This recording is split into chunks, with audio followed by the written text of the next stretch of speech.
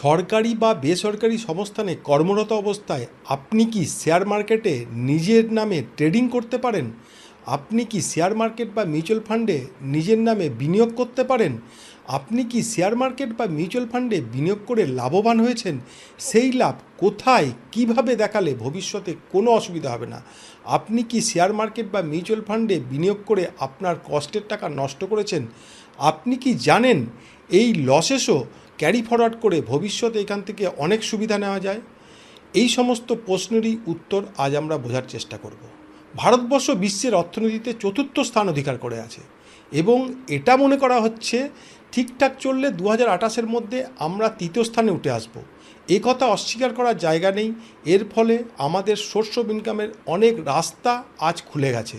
ভালো করে লক্ষ্য করলেই বুঝতে পারবেন চাকরি বা ব্যবসা ছাড়াও আজ আমরা বিভিন্নভাবে বিভিন্ন উপায়ে জীবন ও জীবিকা নির্বাহ করে থাকি।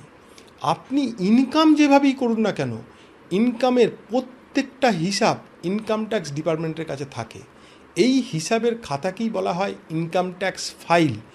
ইনকাম ট্যাক্স ডিপার্টমেন্টের কথা হচ্ছে আপনি আপনার নিজের হিসাবের খাতা বছরের শেষে একবার চেক করে অ্যাকনলেজ করুন বা স্বীকার করুন।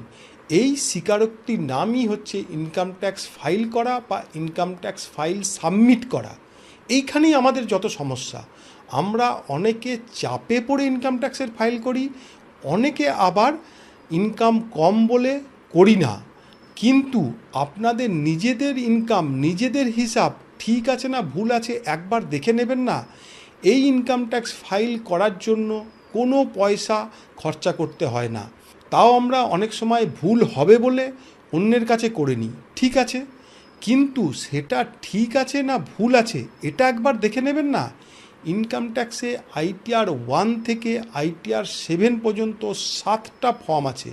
আপনি অ্যাটলিস্ট যদি এটাও বুঝতে সক্ষম হন আপনার ইনকাম কোন ফর্মে ফিল আপ হবে, তাহলেও সমস্ত সমস্যার সমাধান হবে বলে আমি মনে করি। তো আজ আমরা খুব সহজ এবং সরল ভাষায় এটাই বোঝার চেষ্টা করব আপনার ইনকাম কোন ইনকাম ট্যাক্স ফর্মের মধ্যে ফিল আপ করলে ভবিষ্যতে কোনো সমস্যা আপনার সামনে আসবে না। তো প্রথমেই যে প্রশ্নের উত্তরটা আমরা বোঝার চেষ্টা করব, যাদের ইনকাম কম তাদের কি ইনকাম ট্যাক্সের ফাইল করার দরকার আছে? অ্যাজ পার ল কোনো অসুবিধা নেই ফাইল না করলেও, কিন্তু আমরা যদি ফাইল করি অনেকগুলো বেনিফিট আমরা নিজেরাই পাই।